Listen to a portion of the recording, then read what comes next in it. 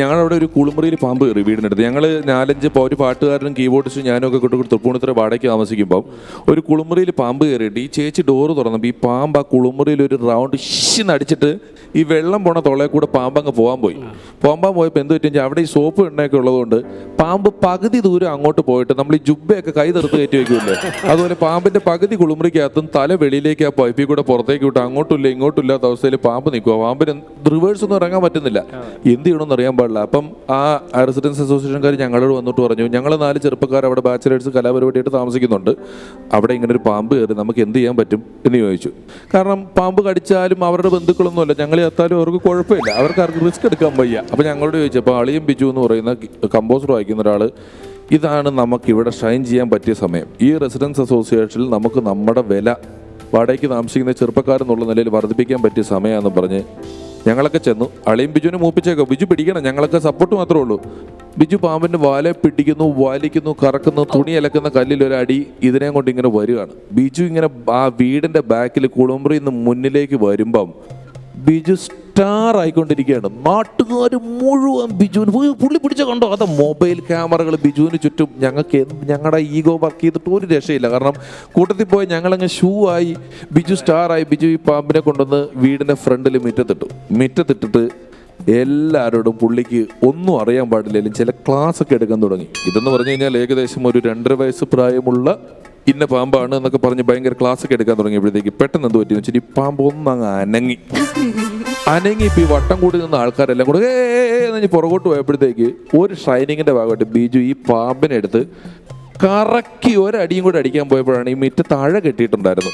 ഈ അഴ കുടുങ്ങിയിട്ട് ഈ പാമ്പ് തിരിച്ച് ഇവന്റെ മേത്തേക്ക് വന്നിട്ട് പറഞ്ഞിട്ട് ഒരു പേടിച്ചിട്ട് അതുവരെയുള്ള സർവ്വ സ്റ്റാർഡം പോയി ലോകപരാജയമായി പോയി. വെളിച്ചപ്പാടിന്റെ കഥ പറയുമ്പം പണ്ടൊക്കെ നല്ല നെറ്റിക്കിട്ട് വെട്ടുമായിരുന്നു. ഇപ്പൊ അതിലൊരു ചൂരൽ ഇങ്ങനെ തിരികെ വെച്ചിട്ടുണ്ടാകും. വെട്ടിയാലും ഈ ചൂരലാ വന്ന് കൊള്ളുന്നല്ല, നെറ്റ് വെട്ടിപ്പൊളിക്കുന്ന വെളിച്ചപ്പാടൊന്നും ഇപ്പോഴില്ല. അപ്പം എന്താ സംഭവം എന്ന് വെച്ചാൽ നമ്മൾ വെളിച്ചപ്പാടിന്റെ കൂടെ ഒരാൾ നടക്കുന്നുണ്ട്. ഇങ്ങനെ നടന്നിട്ട് മഞ്ഞൾ വെച്ച് പൊത്തും. ഇത് മുറിഞ്ഞു കഴിഞ്ഞാൽ മഞ്ഞൾ വെച്ച് പൊത്തും, അങ്ങനെയാണ്. അപ്പം ഇച്ചിരി ഇവനൊരു ഒറിജിനൽ വെളിച്ചപ്പാടല്ലായിരുന്നു, ഇനി ചെറിയ ഡ്യൂപ്ലിക്കേറ്റ് വെളിച്ചപ്പാട് ഒരു പുള്ളി വന്നേക്കുക. അപ്പൊ പുള്ളി എന്തെന്ന് വെച്ച് കഴിഞ്ഞാൽ ഇച്ചിരി സ്ത്രീകളെയൊക്കെ കണ്ടപ്പം ഇച്ചിരി ഷോ എന്നൊക്കെ സാധനം കാണിച്ചിട്ട് ഒരു വെട്ട് നെറ്റിക്കിട്ടങ്ങ് വെട്ടിയപ്പം ഈ കൂടെ ഉള്ള അസിസ്റ്റന്റ് മഞ്ഞൾ പൊത്തിക്കോട്ടെ എന്ന് ചോദിക്കണം കേട്ടോ. പുള്ളി മഞ്ഞൾ പൊത്തിക്കോട്ടെ, വേണ്ട മെഡിക്കൽ കോളേജിലേക്ക് എടുത്തോ.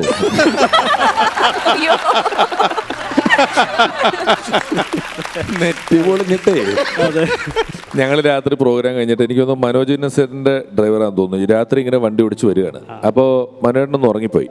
കുറച്ചു നേരം കഴിഞ്ഞപ്പോൾ ഇങ്ങനെ പുതിയ സ്വിഫ്റ്റ് കാറാണ്, പെട്ടെന്ന് ടാങ് എന്ന് പറഞ്ഞ് ഭയങ്കര ശബ്ദം കേൾക്കുന്നു. 2 സൈഡിലും പൊടി മണ്ണ്, എന്താ സംഭവിച്ചതെന്ന് അറിയില്ല.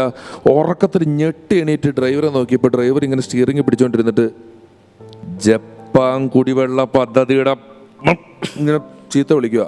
സംഗതി തന്നെ അറിയോ, ജപ്പാൻ കുടിവെള്ള പദ്ധതിക്ക് വേണ്ടി ഉണ്ടാക്കിയ 40 താഴ്ചയുള്ള കുഴിയിലേക്ക് വണ്ടി വീണ് കിടക്കുക. എന്നിട്ട് പദ്ധതിക്ക് കുറ്റം, രാത്രി 2 മണിക്ക് പുള്ളി ഉറങ്ങിപ്പോയതാ. എന്നിട്ട് നേരെ കുഴിക്കകത്തേക്ക് വീണ് കിടന്നിട്ടേ ജപ്പാൻ കുടിവെള്ള പദ്ധതിയുടെ കുറിഞ്ഞ് രാവിലെ ക്രൈം വന്നിട്ടാ കാറ് മോളിൽ കയറ്റിയത്. ഞങ്ങളുടെ അവിടെ ഓണത്തിന് ടാബ്ലോയ്ക്ക് മത്സരിക്കാൻ വേണ്ടിയിട്ട് ഒരു പഴയ എന്തോ ഒരു കുടിലോ എന്തോ കാണിക്കാൻ വേണ്ടിയിട്ട് ഒരലും ഒലക്കയും വേണം. അപ്പം ഞങ്ങളിങ്ങനെ പറഞ്ഞു, ഇന്ന വീട്ടിലൊരു ഒലക്കയുണ്ട്, നമുക്ക് അവരലും ഒലക്കയൊക്കെ ഇപ്പം ആ വീട്ടിൽ കാണും, അവിടെ പോയി ചോദിക്കാം എന്ന് പറഞ്ഞിട്ട് ഞങ്ങൾ ആ ചേട്ടൻ്റെ വീട്ടിൽ ചെന്നിട്ട് ചോദിച്ചു, ചേട്ടാ ഇപ്പോൾ കരിങ്കല്ലിൻ്റെ ആണല്ലോ ഒരല്, അതിങ്ങനെ അവിടെ പറമ്പിൽ മണ്ണൊക്കെ പിടിച്ച് കിടപ്പുണ്ട്, ആ ഒരല് ഞങ്ങളെടുത്ത് കഴുകിയെടുത്തിട്ട് ഞാൻ ഈ പുള്ളിയോട് ചോദിച്ചു, ചേട്ടാ ഒലക്ക ഉണ്ടോ എന്ന് ചോദിച്ചു. പുള്ളി ഇങ്ങനെ ഒന്ന് ആലോചിച്ചിട്ട് ഒന്ന് അകത്തൊക്കെ നോക്കിയിട്ട് ഒലക്ക കാണാനില്ലടാ, എന്തോ ഒരു ഒലക്ക ഉണ്ടായിരുന്ന തറവാടാണ്.